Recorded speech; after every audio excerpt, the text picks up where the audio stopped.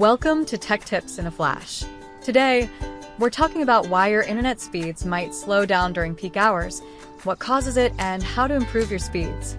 Peak hours are the busiest times when lots of people in your area are online, usually in the evening or after work. This can cause slower internet because everyone is sharing the network's bandwidth. To get a better experience, consider doing the following. Step 1. Disconnect devices you're not actively using, like old tablets or smart devices. This frees up bandwidth for your priority activities. Step 2. Many modern routers let you prioritize certain devices, like your work laptop or gaming console. Check your router backend settings to enable this feature. Step 3.